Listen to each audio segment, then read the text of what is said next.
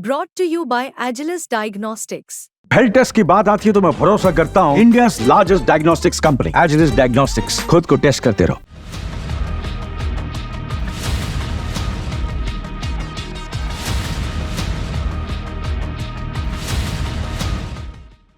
नमस्कार, जय हिंद, भारत तक देख रहे हैं आप। मैं हूं आयुष। आज हम एक बड़े मुद्दे पर चर्चा करने जा रहे हैं जो कि भारत और चीन के बीच हाल ही में हुए समझौते से जुड़ा हुआ है। इस समझौते के बाद वास्तविक नियंत्रण रेखा एलएसी पर चीनी सेना ने अपने तंबू और अस्थायी ढांचों को हटाना शुरू कर दिया है।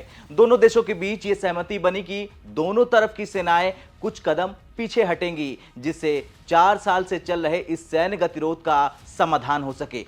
इस समझौते के बाद अंतर्राष्ट्रीय स्तर पर भी खलबली मच गई है, खासकर पश्चिमी देशों में। वे इस घटनाक्रम को ध्यान से देख रहे हैं क्योंकि भारत और चीन के बीच संबंधों में सुधार उनकी भू राजनीतिक रणनीतियों को चुनौती दे सकता है। तो चलिए विस्तार से समझते हैं कि क्या है ये पूरा मामला और पश्चिमी देश क्यों चिंतित है।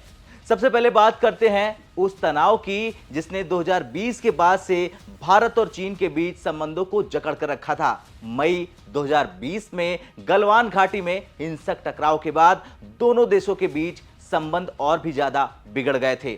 भारतीय और चीनी सैनिकों के बीच हुए इस टकराव में कई सैनिक शहीद हुए थे, जिसके बाद वास्तविक नियंत्रण रेखा यानी एलएसी पर तनाव की स्थिति बन गई।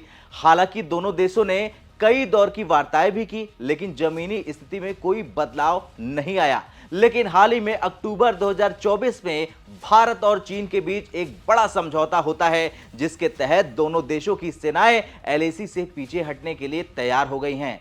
इस समझौते के बाद एलएसी के पास डिसएंगेजमेंट यानी सेनाओं के पीछे हटने की जो प्रक्रिया है वो शुरू हो चुकी है। दोनों देशों की सेनाएं धीरे धीरे अपने अस्थायी ढांचे और तंबुओं को हटा रही। सूत्रों के मुताबिक चीनी सेना ने अपने वाहनों और सैनिकों की संख्या को कम कर दिया है और दूसरी तरफ भारतीय सेना भी चार्डिंग नाला के पश्चिमी किनारे की ओर वापस लौट रही है, जबकि चीनी सेना नाला के पूर्वी किनारे की ओर पीछे हट रही है। यह प्रक्रिया केवल कुछ ही दिनों में पूरी हो जाएगी और इसके बाद दोनों देशों के बीच पेट्रोलिंग सामान्य हो जाएगी, या यूं कहें कि फिर से शुरू हो जाएगी।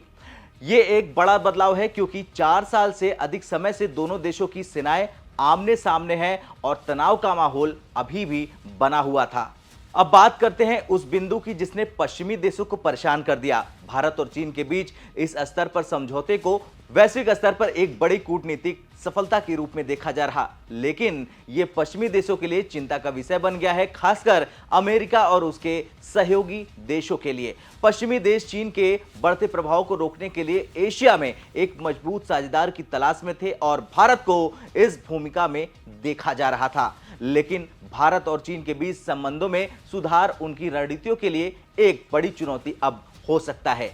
इसके पीछे की वजह भी है क्योंकि पश्चिमी देशों का मानना था कि भारत और चीन के बीच तनाव बढ़ने से भारत अमेरिका और उसके सहयोगी देशों के साथ अपने संबंधों को और मजबूत करेगा। लेकिन अब जबकि भारत और चीन के बीच तनाव कम हो रहा, यह पश्चिमी देशों की उम्मीदों को झटका दे सकता है। खैर, अब सवाल यह उठता है कि आगे की प्रक्रिया क्या होगी। डिसएंगेजमेंट की प्रक्रिया पूरी होने के बाद देपसांग और डेमचौक इलाके में पेट्रोलिंग फिर से शुरू हो जाएगी। यह महत्वपूर्ण है क्योंकि इन इलाकों में पेट्रोलिंग बंद होने से दोनों देशों के बीच लगातार तनाव बना हुआ था।